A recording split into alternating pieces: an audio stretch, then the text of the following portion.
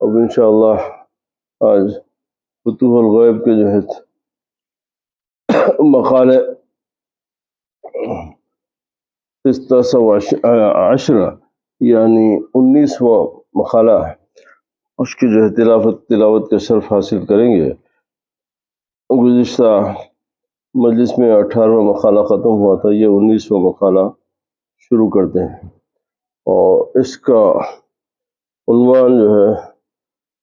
مترجم فتوح الغیب حضرت سیدنا عبدالحق محدث دہلوی رضی اللہ تعالیٰ نے اس کا عنوان دیا ہے ایفائے عہد کی تاکید، یعنی وعدہ پورا کرنے کی تاکید۔ تو اس کے بیان میں اس کا یہ فرماتے ہیں کہ حضرت شاہ جیلان غوث العظم دستگیر رضی اللہ تعالیٰ عنہ فرماتے ہیں کہ جب تمہارا ایمان اور یقین ضعیف ہوگا تو جو وعدہ کیا جائے گا وہ پورا ہوگا، اور تالیف اس کا مطلب یہ ہے کہ تالیف قبول کے لیے موعود چیز تم تک پہنچا دی جائے گی، یعنی تمہارے قلب کے اطمینان کے لیے اور تمہارے قلب میں محبت پیدا کرنے کے لیے جو چیز کا تم سے وعدہ کیا گیا تھا وہ تم تک پہنچا دی جائے گی، اس کے خلاف نہیں ہوگا تاکہ تمہارا ایمان اور یقین زائل نہ ہو۔ اور جب ایمان و یقین کو اپنے دل میں پختہ کر لو گے اور اس میں محکم ہو جاؤ گے، اس میں پختہ ہو جاؤ گے، ڈٹرمن ہو جائیں گے، تو تمہیں یوں خطاب ہوگا جیسے شاہ مصر نے حضرت یوسف علی نبینا علیہ السلام سے یہ خطاب کیا تھا۔ اسے بطریق تمثیل و حکایت ارشاد فرما رہے ہیں، یعنی وہ خطاب جو مصر کا بادشاہ جو ہے حضرت یوسف علیہ السلام سے کیا تھا، تو اسی کو جو ہے آپ اپنے خطاب کا ذریعہ بناتے ہوئے فرماتے ہیں کہ آج آپ ہمارے یہاں صاحب منزلت و مرتبت اور امانت دار ہیں۔ یہ خطاب وقتاً بعد وقتاً حالاً بعد حالٍ تکرار سے ہوتا رہے گا، حتیٰ کہ تم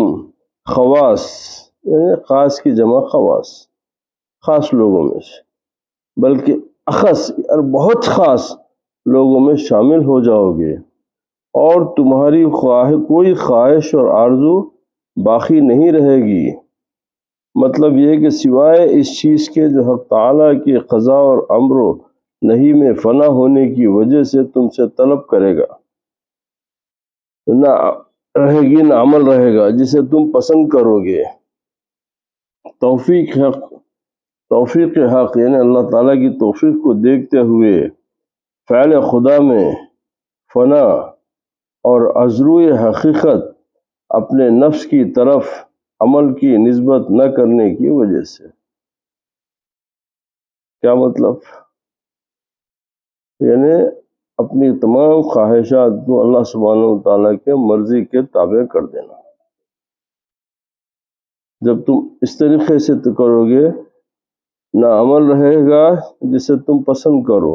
اس لیے کہ اب جب فنا اللہ کی فعل خدا میں فنا ہونا تو مطلب یہ ہے کہ اس کے بعد میں جب کوئی میری پسند ناپسند باقی نہیں رہتی، کیونکہ میری ہر پسند و ناپسند نے آپ کے حوالے کر دیا۔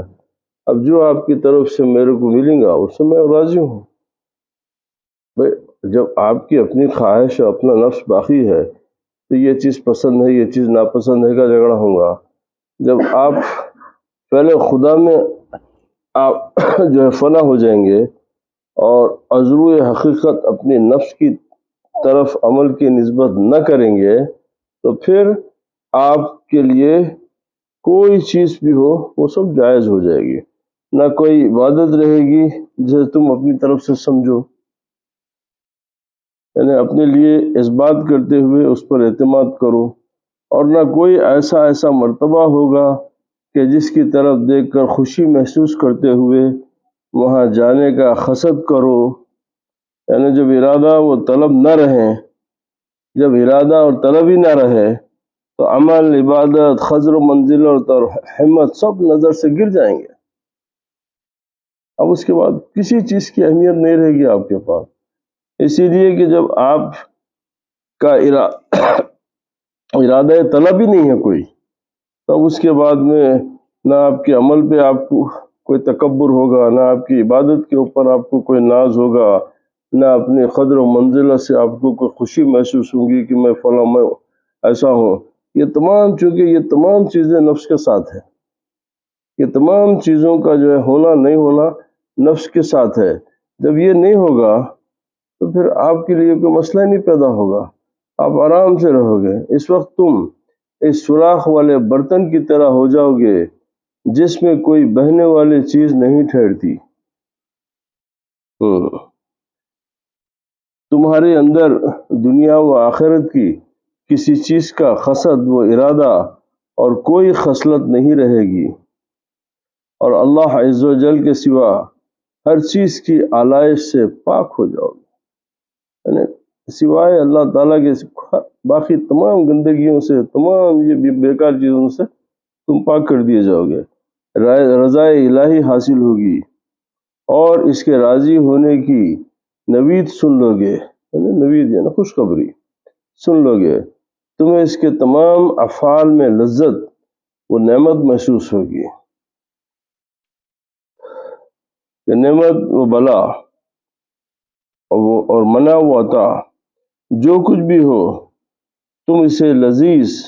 و نعیم شمار کرو گے، یعنی میں اس کے لطف و خیر پر کوشش سے عاشق ہوں۔ اور یہ عجیب بات ہے کہ میرا ان دونوں متضاد حقیقتوں سے لگاؤ ہے۔ ابھی ایک شعر کی ترجمے میں یہ بات بتا رہے ہیں۔ اس وقت تم سے کوئی وعدہ کیا جائے گا بطور امتحان حال، جیسا کہ حضرت خود فرما رہے ہیں، کوئی وعدہ کیا جائے گا۔ جب تم اس وعدے اور موعود چیز کی موصول ہونے کے شوق پر اطمینان پاؤ گے اور خواہش کی ادنا نشانی پائی جائے گی تو اس سے اعلیٰ مقام کے وعدے کی طرف منتقل کر دیا جائے گا۔ اعلیٰ مقام کے وعدے کے، یعنی جو تم سے وعدہ کیا گیا تھا کہ تم کو ہم اونچے منزل پہ لے کے جائیں گے، تو اس کو پورا کر دیا جائے گا اور زیادہ شریف و مرغوب مقام کی طرف لے جایا جائے گا۔ یہ پہلے وعدے سے استغنا کی وجہ سے ہے، یعنی پہلے وعدے سے استغنا کی وجہ سے، یعنی پہلے وعدے سے جو آپ بالکل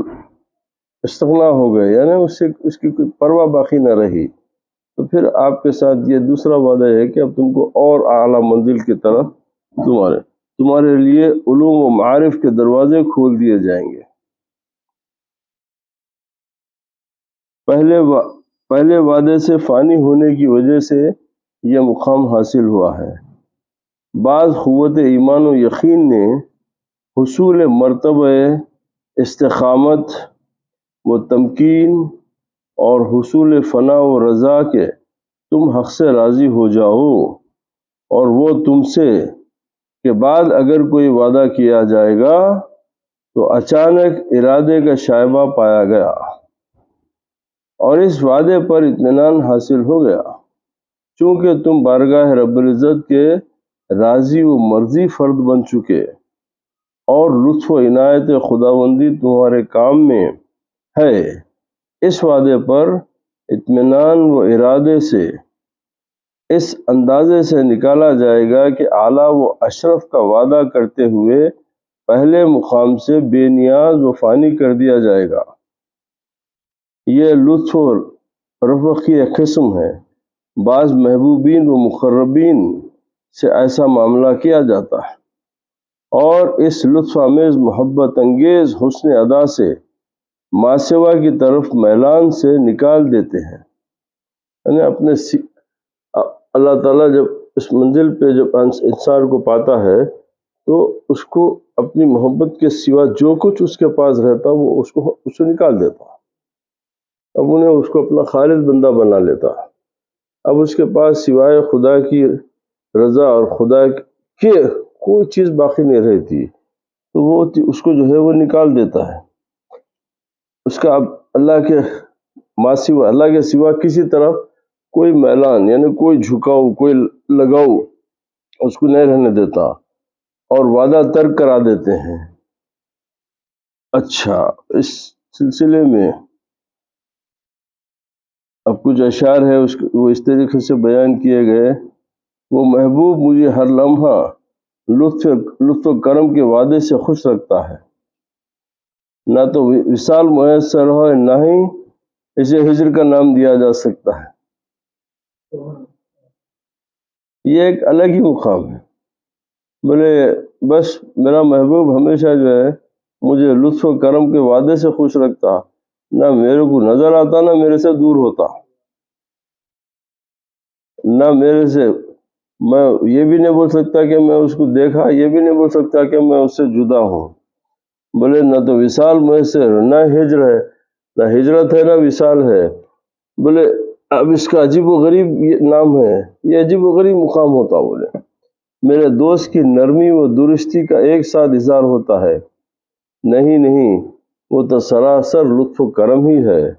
سختی بہت کا وجود نادر ہے۔ میں وصال کی آرزو کرتا ہوں تو وعدے میں ٹال دیا جاتا ہے۔ اب جب میں تڑپتا ہوں کہ بھئی آپ دیدار کچھ تو بتا دو ہمارے کو، آپ کے دیدار کے ہم تو تلاش ہیں، آپ کو دیکھنے کے واسطے تڑپ رہے ہیں، آپ کی تلاش ہے، ہم کو دیدار وعدہ دے کے ٹال دیا جاتا، نہ وصال عطا ہوتا ہے، نہ یہ ہجر ہے۔ بولے یہ ایسی کیفیت ہوتی، نہ دیکھنا ہے نہ دوری ہے، یہ بھی کرم احسان کی ایک ادا ہے۔ اللہ تعالیٰ کے اس پر عنایت، محبوب سے مسلسل وعدے، ایک وعدے سے شریف تر لذیذ تر کے وعدے کی طرف نقل و تبدیلی، مقامات عالیہ یعنی اونچے مقام کے اوپر عروج پہنچا، اور ابواب معارف یعنی جاننے کے جو دروازے ہیں ان کو، وہ حقائق کے کھلنے کا سبب بنتے ہیں، جیسے آگے آئے گا۔ حقائق کی حکمت اور ایک وعدے سے دوسرے وعدے کی طرف انتقال یعنی ٹرانسفر کی مخفی مصلحتوں پر مطلع کر دیا جائے گا، کہ اس کی جو ریزنز ہے، جو ہڈن ریزنز ہے، بولے اس سے جو ہے ایک وقت کے اوپر مطلع کر دیا جائے گا۔ قدر و مرتبہ کے حال کی حفاظت زیادہ کی جائے گی، قدر و مرتبے کے حال کی حفاظت زیادہ کی جائے گی، تاکہ ہر آن زیادہ ثابت اور متمکن ہو سکو۔ پھر مقام میں اور حفظ اسرار سے متعلق امانت میں اضافہ کر دیا جائے گا،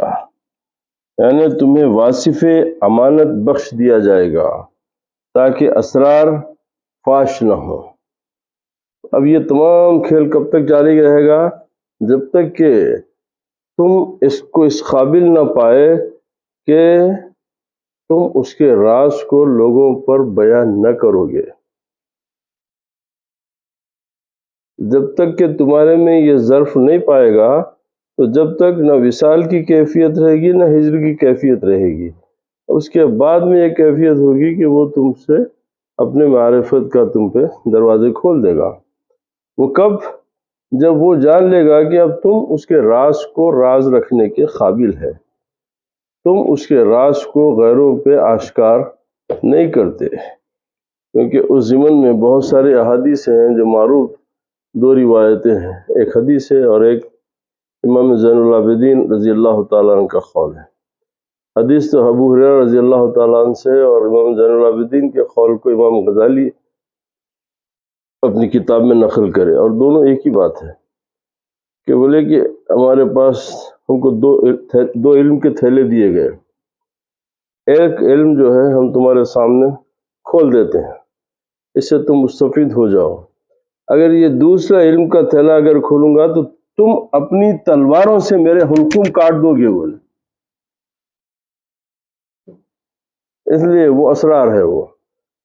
وہ ہر ایک کے بس کی بات نہیں، ہر ایک سمجھ نہیں سکتا اس کو.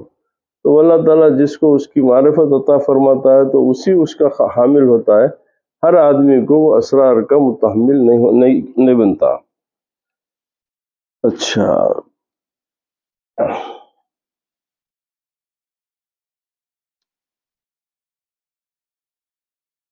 محرم راز حضرات کی زبان اس لیے نکال لی جاتی ہے تاکہ سلطانی راز آگے بیان نہ کر سکے. جس کو رازدار بناتے اس کی زبان بند کر دیتے تاکہ انہوں جو ہے آگے. ہر سادہ دل آدمی محرم اسرار نہیں ہو سکتا تاکہ زبان بندی کی وجہ سے اغیار کے صف میں داخل نہ ہو سکے. جو بھی حضرت منصور علیہ رحمہ کی طرح سربستہ راز زبان پر لاتا ہے تو اس کی جولان گاہ آخر تختہ دار میں ہے. اب منصور ضبط نہیں کرے، لا دیے زبان پہ، لہذا سولی پہ چڑھ گئے. اور بھی بہت سارے لوگ جاننے والے تھے، منصور سے زیادہ جاننے والے تھے، مگر وہ ضبط کرے، وہ بیان نہیں کرے اپنی بات کو، تو ان کے لیے مسئلہ نہیں ہوا. اب منصور ضبط نہیں کر کے بول دیے تو لہذا تختہ دار پہ جانا پڑا. بزرگ فرماتے ہیں کہ جس کو کشف کی دولت تو مل جائے لیکن وہ وصف ستاری نہ ملے، وہ کشف اس کے لیے وبال جان بن جاتا ہے. سینے کی کشادگی اور حوصلے کی فراخی کی دولت سے اسی لیے نوازا جاتا ہے تاکہ وہ حفظ اسرار میں تنگ نہ پڑے اور بے حوصلگی کی بنا پر اسرار فاش نہ کرے. شرح صدر یعنی سینے کا کھلنا اور تنویر قلب یعنی قلب کا منور ہونا باہم لازم و ملزوم ہے، یہ دونوں ایک ساتھ ہیں. اب اس کی دلیل آیت کریمہ ہے، افمن شرح اللہ صدرہ للاسلام فہو علی نور من ربہ. سبحان اللہ. حقائق و معارف اور نصائح کے بیان کے لیے زبان فصیح کر دی جاتی ہے، زبان فصیح کر دی جاتی ہے، ایہام و ابہام کی آمیزت سے پاک کر دیا جاتا ہے تاکہ بات دل نشین ہو. کہیں ایسا نہ ہو کہ غیر واضح بات کی وجہ سے مخالف حیرت و ضلالت میں گر جائے. ضلالت بول تو گمراہی،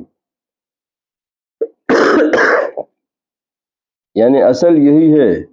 کہ زبان بند رہے اور اسرار محفوظ رہے، اور اگر زبان کھلے تو نقصان دہ نہ ہو،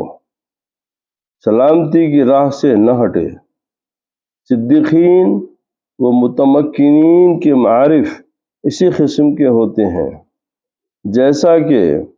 حضور غوث ثقلین رضی اللہ تعالیٰ عنہ کے کلام سے واضح ہے کہ حکمت بالغہ کی تشریح حقائق امور یعنی کاموں کی حقیقت اور احوال موجودات یعنی جو موجود ہے اس کا حال پر درست طریقے پر اطلاع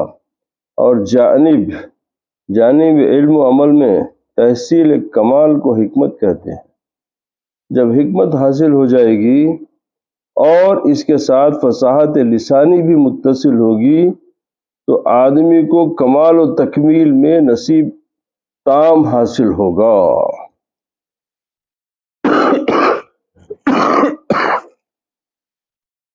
اب اس کا حاصل کلام یہ ہے کہ کتاب و سنت کی موافقت کے ساتھ معنی کی تصحیح و ضبط اور الفاظ میں زبان کی حفاظت و صیانت ضروری ہے تاکہ مقصود کلام لفظاً و معناً مکمل ہو جائے اور کلام اشکال و ابہام سے خالی رہے، ورنہ ضبط معنی کے بغیر گمراہی ہے. آدمی خود گمراہ ہو جاتا ہے اور الفاظ کی نگہداشت کے بغیر دوسروں کو گمراہ کر دیتا ہے، جیسا کہ متاخرین بعد والوں کی ایک جماعت سے یہ واقعہ پیش آیا۔ بعض دفعہ ایسا بھی ہوتا ہے کہ محقق کامل بھی الفاظ و عبارت، معنی و مقصود کی ادائیگی اور اشتہا و ابہام کے بغیر درست طریقے سے یہ کشف حقیقت میں قصور کی وجہ سے اختلاف کے بھور میں پڑ جاتا ہے۔ ظاہر بین یعنی صرف ظاہر کو دیکھنے والے، ظاہر پہ نظر رکھنے والے، اور عبارت پرست، اور جو صرف جو لکھا ہوا ہے اسی کے اوپر بھروسہ کرنے والے حضرات کے نزدیک زندقہ اور اتحاد بین الخالق و مخلوق تک پہنچ جاتا ہے، نعوذ باللہ من ذالک، یعنی گمراہی تک یہ لوگ پہنچ جاتے ہیں، جو ان چیزوں کی اللہ تعالیٰ اگر ان کی یہ صلاحیت جب اگر نہیں رہتی تو یہ گمراہی تک پہنچ جاتے ہیں۔ اب اس سلسلے میں چند اشعار کی ترجمہ یوں فرمایا گیا ہے کہ سلطان کی بارگاہ میں کوئی بات نہ کرو، سلطان کی بارگاہ میں کوئی بات نہ کرو، اختیار کے کوچے میں زبان ہاتھ میں نہ دو،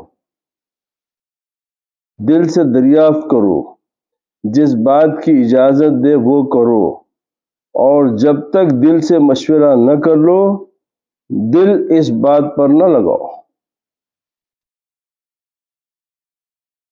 اگر دل بھی بادئ توحید سے مست ہو چکا تو خبردار دل کے ہاتھوں میں بھی لگام دو۔ دروازے سے باہر مخلوق کے آئین و قانون کے مطابق رہو، کسی کو اندرونی راز کی بات نہ بتاؤ۔ اس راہ میں ایک حرف کے بدلے سو سر جاتے ہیں، اس راہ میں ایک حرف کے بدلے 100 سر جاتے ہیں، خاموش رہو اور اپنا سر ضائع نہ کرو۔ خالق جل و الہ کی دوستی کے ساتھ ساتھ مخلوق کی دوستی اس خالق و مالک کی محبت کا اثر و نتیجہ ہے۔ اب قبولیت خلق کیا ہوتی ہے؟ سب کے سب تمہارے محب اور خدمتگار بن جائیں گے، سب کے سب تمہارے محب چاہنے والے اور تمہارے خدمتگار بن جائیں گے،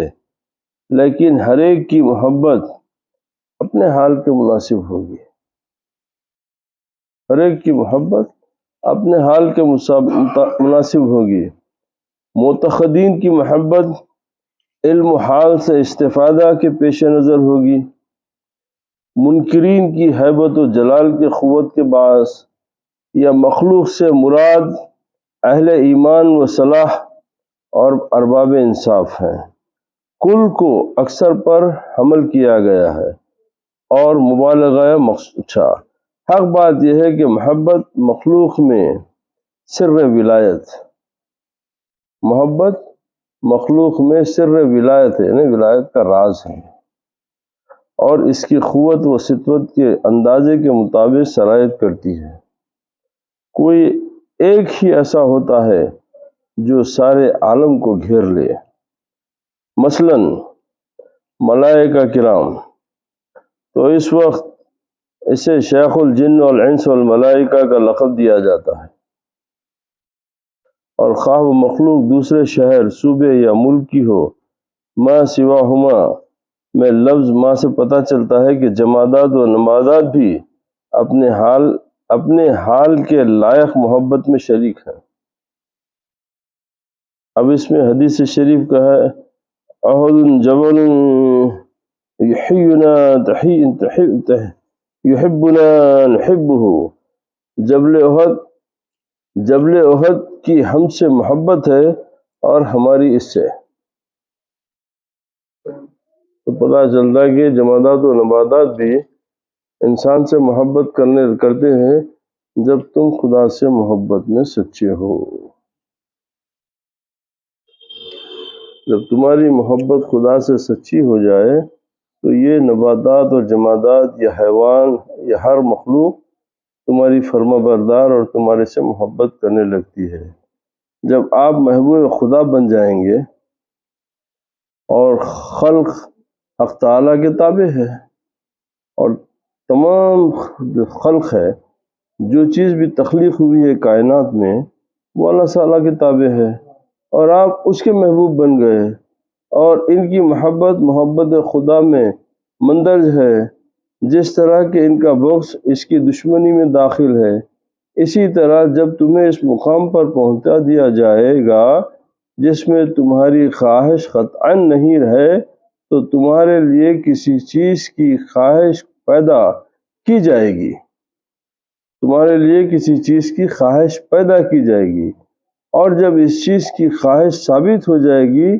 تو اس چیز کو زائل و معدوم کرتے ہوئے تمہیں اس سے ہٹا لیا جائے گا۔ وہ دنیا میں تو نہیں ملے گی، البتہ اس کا اجر آخرت میں نصیب ہوگا، جس سے تمہارا قرب خداوندی اور بڑھے گا، اور جنت المأویٰ و فردوس اعلیٰ میں تمہاری آنکھیں روشن ہوں گی۔ اور اگر تم اس چیز کی تمنا اور آرزو کرو گے اور اس تکلیف سے بھرپور فانی دنیا میں موجود ہو، بلکہ دنیا میں رہ کر تمہارا مقصود خالق و مالک ہی ہو، جس نے کسی کو محروم رکھا اور کسی کو نوازا، زمین کو بچھایا اور آسمان بلند کیا، کیونکہ یہی مقصود اور متمنی و مطلوب ہے، تو کبھی دنیا میں اس سے کم یا اس کے برابر عطا کر دیا جائے گا۔ یہ صورت شکستہ دل ہونے، خود کو اس مطلوب و مراد سے روکنے اور ہمارے ذکر و بیان کے مطابق آخرت میں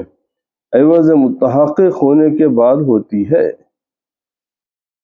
تو اس بارے میں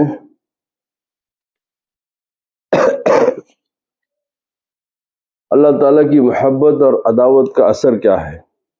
یعنی جب وہ کسی کو دوست بنا لیتا ہے تو کائنات اس کو دوست بنا لیتی ہے، جب وہ کسی سے عداوت رکھتا ہے تو تمام مخلوق اس سے نفرت کرتی ہے۔ اس سے پتہ چلتا ہے کہ مخلوق کی محبت و عداوت خالق کی محبت و عداوت کا اثر و نتیجہ ہے۔ ایک بزرگ نے فرمایا، میں چاہتا ہوں کہ مخلوق میری طرف رجوع کرے تاکہ میرے حال کی صحت پر دلیل بن سکے۔ یہ حصول فنا، نفی ارادہ اور وجود کمالات کے بعد ہے، یعنی مرتبہ ولایت و فنا کے بعد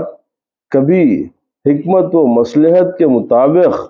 مخلوق کی محبت و رجوع واقع ہوتا ہے۔ یہ بات نہیں کہ ہر جگہ رجوع خلق وجود ولایت کی دلیل ہو، نہیں، بلے یہ ایک مقام ہوتا ہے جہاں پر ایک اللہ کا دوست چاہتا ہے کہ مخلوق میری بات سن، تو یہ اس کی خواہش نہیں ہوتی ہے، یہ بھی اللہ سبحانہ و تعالیٰ کے سے جو اس کے اوپر الہام ہوتا ہے، تو اسی کی وجہ سے انہیں چاہتا کہ لوگ اس کی بات سن کے تو اس کی بات پہ عمل کریں اور اللہ کی بارگاہ میں اخلاص و محبت کے ساتھ اللہ کی بارگاہ میں حاضری ہو۔ اس سے اس کی مراد وہ نہیں ہوتی ہے کہ لوگ میری شہرت ہو یا میرا نام ہو، میرا نشان ہو، نہیں، یہ مطلب نہیں ہوتا۔ بالجملہ اگر دیندار اور طالبان حق اغراض دنیا سے خالی ہو کر خدا کے لیے محبت رکھیں، تعلق باطن قائم کریں، اور یہ تعلق ہوائے نفس یعنی اپنی نفس کی خواہش کے لیے زیادہ سلامت سے انحراف یعنی بغاوت کرنا، اس کا انکار کرنا اور حق سے اعراض کا باعث نہ بنے، اور یہ بات اسباب سے اور حیلوں اور وسیلوں سے ظاہر نہ ہو، تو یہ صدق حال اور خسران مبدا و مال کا سبب ہے۔ احوال و مقامات اور کشف و کرامات اور تعلق باطن اور مشغول خاطر کا سبب نہیں تو یہ درجات سے گرانے کا باعث ہے۔ چہ جائے کہ عوام کا ہجوم اور مال دنیا کا حصول ہو۔ تو بات کیا ہے کہ جب اللہ سے کسی کی جب دوستی ہوتی ہے تو اس کے مطمع نظر اپنی ذاتی شہرت، اپنی ذاتی عزت، ذاتی وجاہت کوئی معنی نہیں رہتی۔ اب اس کے ہر عمل، اس کی ہر دعوت میں حق سبحانہ و تعالیٰ کی کا ذکر، اس کی بلندی اور اس کے مرتبے کی اس کے پیش نظر وہی رہتا، کیونکہ اگر اس کی ذاتی کوئی چیز ہے تو پھر وہ مرتبہ ولایت سے گر جانے والی بات ہو جاتی۔ اس لیے کہ میں تیرے کو دوست بنایا تو اب تیرا کام یہ ہے کہ تو صرف میری بات کرنا، میرے دوست ہونے کے بعد تو اپنی بات میں ملوث رہا تو میری دوستی کی توہین کر رہا۔ اب تیری بات کی اہمیت نہیں، اب تیری اور دوست کرتا بھی نہیں۔ وہ راستے میں جب دوست بن جاتا تو اس کے بعد میں انہیں ہمیشہ دوست کی بات کرتا، کیونکہ اس کو معلوم ہے کہ یہی بات صحیح ہے اور یہی بات اچھی ہے۔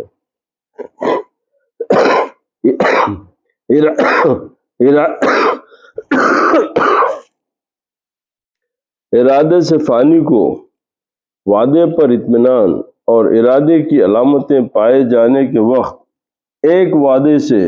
دوسرے وعدے کی طرف منتقل کر کے اس وعدہ و ارادے سے رہائی عنایت کرتے ہیں، اور کبھی اس طرح بھی ہوتا ہے کہ ترک وعدہ میں دنیا سے آخرت کی طرف منتقل کر دیتے ہیں۔ دنیا میں وہ چیز روک کر آخرت میں عطا کرتے ہیں۔ یہ بھی کمال لطف و کرم ہے، جیسا کہ خود جناب رضی اللہ تعالیٰ عنہ فرماتے ہیں، یعنی پیران پیر غوث اعظم دستگیر رضی اللہ تعالیٰ عنہ فرماتے ہیں کہ اعلیٰ سے مراد کے زمین سے بلند پایا مراد ہے کہ جنت الفردوس بہشت کے دیگر درجات سے بلند ہے۔ بہشت متقین و صالحین کے لوٹنے کی جگہ کو کہتے ہیں۔ اس سے معلوم ہوتا ہے کہ فنا اور عدم ارادے کی منزل میں بھی کبھی کبھی ارادہ آسرا نکالتا ہے کہ شریعت نے بندے کو حقوق کی ادائیگی، پکڑنے اور خرچ کرنے میں شروط کی رعایت کا مکلف ٹھہرایا ہے، ذمہ دار ٹھہرایا۔ اس کلام میں اس بات کی طرف اشارہ ہے کہ دنیا کی طلب و خواہش نہ رکھے، دنیا کی طلب و خواہش نہ رکھے۔ جہاں رکھنا جوامردی کے لائق نہیں کہ پہلے اسے سختی سے حاصل کرنا اور آخر کار چھوڑ دینا۔ اچھا، اسی طریقے سے یہ مقالہ یہاں پر اختتام کو پہنچتا ہے، اور اس کا جو عنوان تھا وہ عنوان یہ ہے کہ جو وعدہ کرتے ہیں اللہ تعالیٰ کی بارگاہ میں اس کو جو ہے ایفاء عہد، یعنی جو وعدہ کرتے ہیں اس کی تکمیل کرو، اس کے اوپر پابندی سختی کے ساتھ، اس لیے کہ آپ اللہ تعالیٰ سے عہد کا یعنی ایفاء وعدہ کیے ہیں کہ میں وفادار ہوں گا تیرا، اس پہ قائم رہے۔ اب کاش کوئی امتحان تم پہ آئے، تمہارے تعلق میں کمی نہیں ہونا، اس لیے کہ جو اللہ کا جو بندہ ہوتا ہے، بقول پیران پیر سرکار کے کئی وقت میں اس بات کو تکرار کیا کہ ایمان والا خلق اگر مگر لیکن بلکہ نہیں جانتا، ہر بات کو آپ کی طرف سے، ہر چیز جو ہوتی ہے وہ آپ کی طرف سے مقبول ہے، اور یہی جو ہے بندگی کی کامیابی ہے،